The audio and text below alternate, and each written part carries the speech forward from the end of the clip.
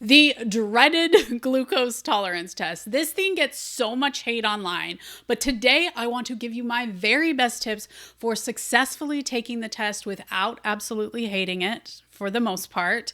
After seeing thousands of moms who have taken the test, as well as taking the test 3 times myself, I have some good tips and I'm excited that you guys are here. Now, this video is not going to go into all about diabetes. I actually have another video about diabetes that I would 100% recommend you guys check out if you don't understand how all of it works. So I'll put the link for that one down below.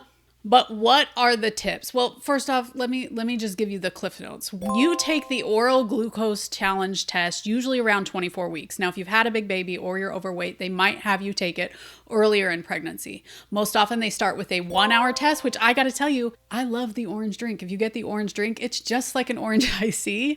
Maybe something's wrong with me. So many people out there hating it, but I liked the orange drink. It wasn't that bad. You take it, you sit there for an hour. Honestly, no harm, no foul. These tips can still be helpful for that, but I'm really talking to my ladies that are taking the 3-hour test. That's the one that can get a little bit dicey.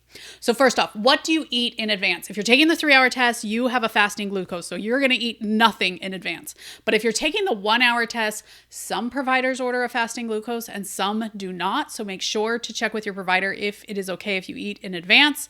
If you can, definitely eat something that balances both carbohydrates and proteins without giving you just like a giant slush of sugar. I cannot tell you how many patients are like, yeah, I failed my 1 hour because I had just had like a cherry Coke shake. And I'm like, girl, why did you have that before you went in to then again drink a whole ton more of sugar? So just make sure, I'm not saying to not have any carbs. We're talking about maybe eggs and some, cottage cheese, because who doesn't want to add a little more protein, and then maybe a slice of toast or a piece of fruit with it so that you're balancing all of that.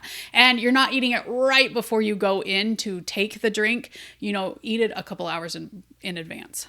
Now, my second and best tip, especially for those who are taking the 3-hour glucose test, is to bring a snack that you can eat after you take the test. Do not eat it during the test because it will nullify the entire test. You'll have to take it again.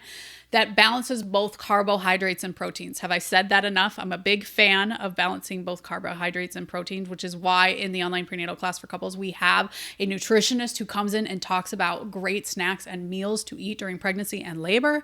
So come join me in there. I'll put the link for that down below. But these types of snacks can be really helpful. Now, why will it be helpful when you're taking that 3-hour glucose? So you go in, you ingest a large amount of sugar. That 3-hour is a good amount of sugar.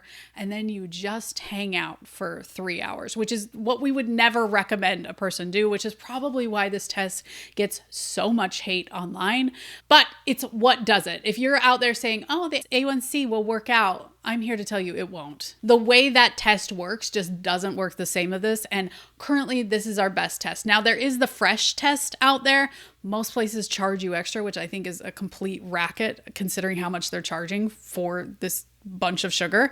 But, it's still the same amount of sugar. It's been shown to be equal.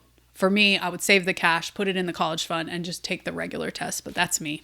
Okay, so you've taken that giant amount of sugar, and you're just sitting there, and your blood sugar is going to go up like a roller coaster, and then, like all good roller coasters, tell me if you're an Incredicoaster girl out there, or my favorite, Ghost Rider at Knott's Berry Farms.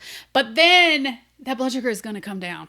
Right? And that is what is happening right as you get that last third blood sugar. So in the 3rd hour, you get a blood sugar. That is the time to pull out this snack. So Hillary, I would make a peanut butter and jelly sandwich, heavy on the jelly or honey, whichever one you prefer, so that you're getting some sugar in your system and you then also have some proteins to back that up until you can get home and have a full meal. Hillary was out there with absolutely no snack, driving around saying, I really just don't feel so good, but I had to pick kids up at my friend's house because she was watching them while I did that horrible test. And I got home and I was just like, I'm going to die. And it turns out I really was going to die. Like my blood sugar had dropped into a place where we would normally be at a coma. So the next time I took that test, I did take the peanut butter and jelly with me and I felt a whole lot better than the time where I ate nothing. But that is my best tip for the 3-hour girls. It works on the 1 hour too. I would recommend bringing it on the 1 hour. It's just not as important as the people who just like got tons of sugar and then just are going to bottom out. That's the worst part of the test. But currently, I'm hoping this changes someday.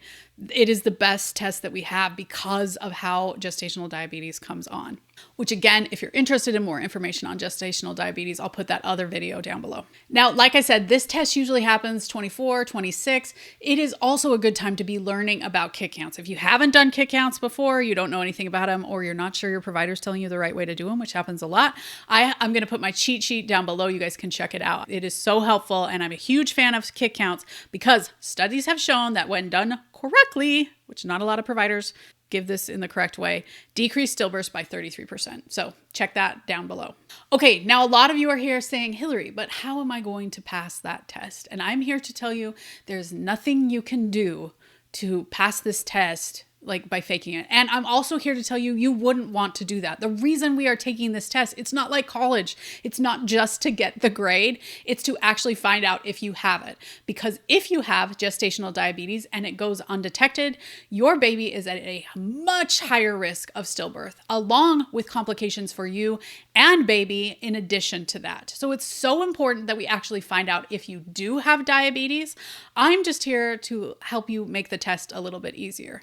Another thing I hear a lot is that people throw up after they take it. Now, if you are one who is prone to vomiting after you take something, most often you can take a Zofran or whatever you're taking that prevents you from throwing up, either, a little bit before or right as you take the drink, to prevent you from throwing it up. Because if you do throw up the drink, you then again have to try it another day, which is just miserable. I hate that. But that is another thing that people can use. A lot of people, if they don't like the taste, if they're not Hillary with their high C orange, do it over ice, bring a fun straw. There's other things you can do. Most places have it chilled. I've also heard of other people who say, drink it at home, tell us what time you drank it at home, and then come into the office, which I absolutely love that, because one of the worst things about the test is having to sit there the whole time. But on the 3 hour, you're going to have to get 3 different blood draws. So usually you're sitting there, and I hope it has Wi-Fi and you can take your laptop and get some work done. That's my hope for you. Or you can just watch YouTube all day. Just put on Hillary's playlist and scroll endlessly. So if you've been watching all that social media and you're absolutely worried about it, I am here to say that a lot of times I have people in the comments who are like, this was not a big deal at all. Why does social media vilify this thing as much as it does? I don't know. I mean, they act like we are literally putting poison in your body, but it really is a lot like a high C or a soda. If you've never had a soda, you've never had wine or alcohol, you've never had a Skittle, then maybe this isn't the test for you. But I'm guessing you've probably had one of those at that point in time. And this is a one-time thing that we're asking you to do to check for you and baby's health. That's why it's so important. Okay, if you're looking for more information on the glucose test, I have this video that I think you guys will find really helpful. If you have more questions about the glucose test, tell me down below. Thanks for joining us here on The Pregnancy Nurse, where we get you prepared, not scared, for your upcoming hospital birth and your glucose test. And be sure to like this video though. Thank you.